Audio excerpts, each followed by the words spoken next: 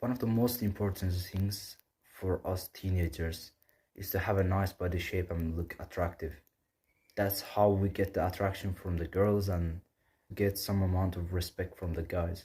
Among guys, I'm not gonna be talking about girls that much, but among guys, that's how it works. If someone is jacked, you automatically, subconsciously, you develop some respect for them.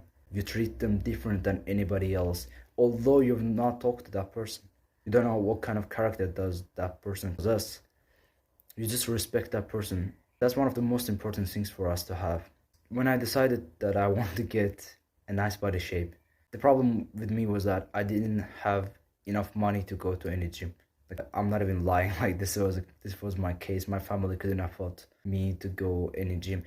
Apart from that, I had studies, and because of school I couldn't spare any time to go and do all this workout stuff in any gym. So in today's video I'm going to be sharing the solution with you guys. That solution is obvious: bodyweight workouts. Oh, okay, a lot of people might be saying like they are not useful, you're not going to be getting the results and so on. It's like, I have a nice body shape right now. It should be popped out in the screen. Like, I've got this body shape without actually using any kind of dumbbells or anything. I've never been to any gym. I've never done any sort of those bench press or anything like that. All I was doing was body weight stuff all the time, and I got to a pretty good level. So let's go straight to the point. So our workout system that we are going to be using is going to be made up by 3 divisions: pull, push, and leg. So this is just like the way it is in the gym. You have pull day, push day, and leg day. So let's start by demonstrating the pull day. The basic and one of the most effective body weight workouts is pull-ups. Pull-ups are going to be helping you to work your lats and your shoulders, and they are going to be helping you to get a nice pump to your forearms as well. By this way, you're going to be developing your back. It's a compound workout, which means it uses several muscles and joints. The difference is how much does it use one muscle. The way it's going to be using some muscles are not going to be same to the others, but in general it's one of the greatest workouts that you can be doing. It's a basic workout, but I'd recommend you to just watch some YouTube videos, because when you're a beginner you might be doing some mistakes, just like the way I do, and I'd suggest you to go and watch some videos. Like, literally there are tons of videos about how to just do a pull-up in the right form. The second pull workout that I'm going to be talking about here is chin-ups. It's one of the best ways to train your biceps in the terms of bodyweight workout. So all you have to be doing is hanging from a bar, but the opposite way you've done with pull-ups.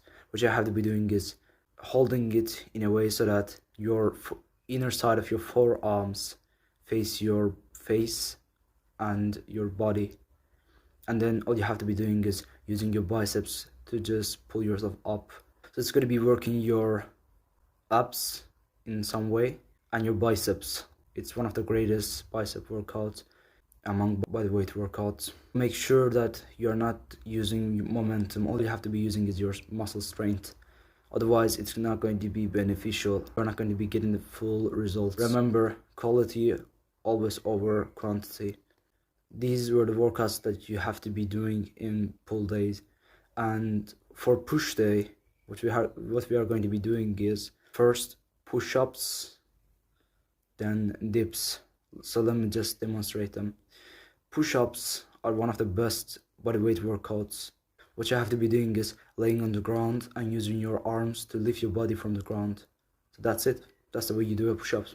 Depending on the type of push-up that you're doing, your muscles that are involved in the process are going to be changing. But if you are talking about the traditional way of doing it, that's what I've done personally. Muscles that are going to be involved in are mainly your chest, your front delts, and probably your triceps, but not as much as your chest. Also make sure that your position is right. Your elbows should be away from your body in something around 45 degrees. It shouldn't be more than that. If it's away more than 45 degrees, it means that you're working for injury, not for strength. That's why. You can be doing the other versions too, but I would recommend you to not to overwhelm yourself, because when you overwhelm yourself, staying consistent on your workout system is probably going to be decreasing. That was my case. So yeah, just doing the traditional version of push-ups is going to be sufficient for you to get the results in the best way possible. And I mentioned the name of dips. You can be doing bar dips and normal dips, which is called bench dips. So all you have to be doing is staying on sitting position, but not allowing your body to go down by holding your arms on some surface, some higher surface. It's gonna look something like this. And you slowly go down with your body and lift your body up with your muscles. It's mainly going to be working for your shoulders, some parts of chest, and mainly your triceps.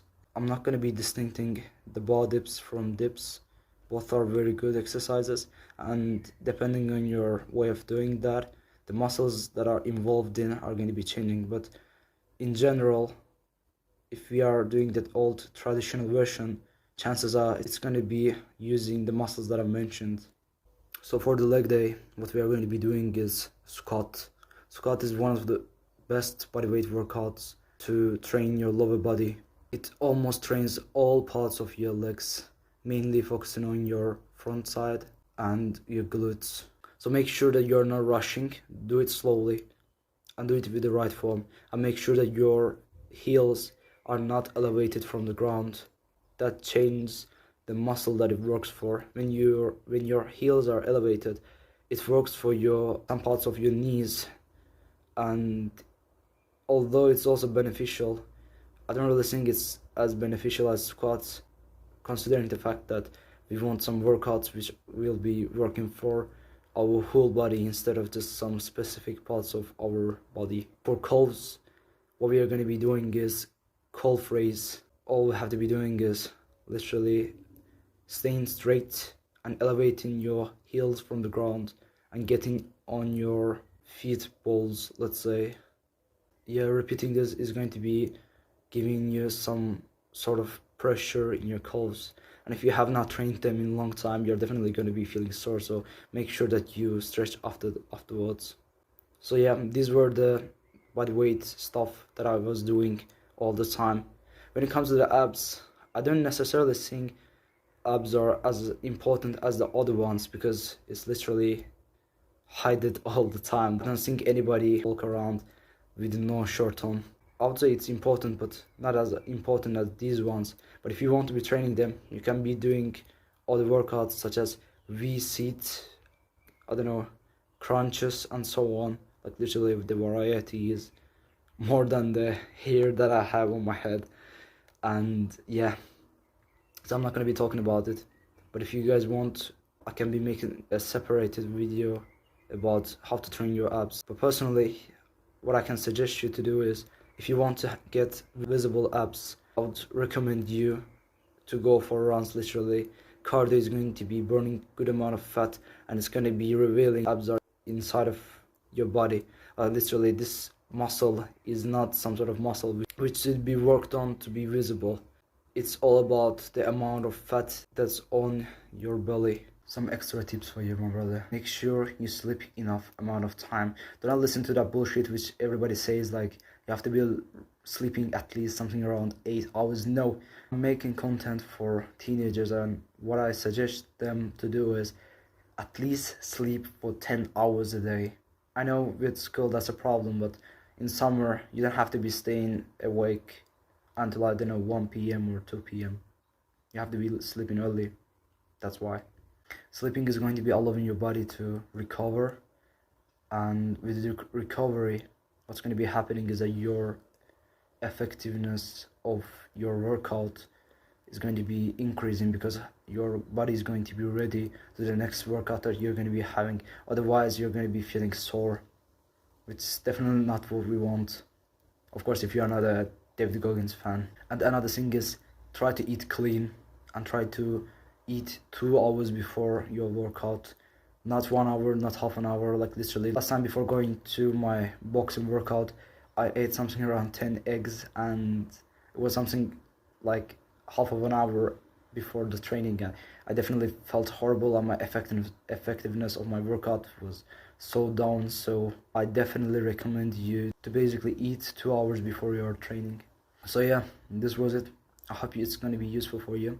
It was useful for me, and it took at least 2 or 3 years for me to actually learn this stuff and actually implement in the right way. So I will put my workout routine so that you guys will be able to use that. And if you don't have time to just make your own one, it will be there. Just take a screenshot and just hit the workout, bro. And make sure that you are consistent on your workouts. Do not skip, do not bring up excuses. Yeah, you might not be feeling to do, but know that there's another person who also desires what you desire, and he doesn't bring up excuses. So for the sake of competition and for the sake of the things that you love and things that you pursue, including the body shape and respect and maybe the girl that you like, stay consistent and do not allow your excuses to hold you back from the things that you want to be achieving in your future, let's say. So yeah, have a nice time. Good luck with your journey. See you in the next video, my brother. Jeez. Oh God, bro, I look good.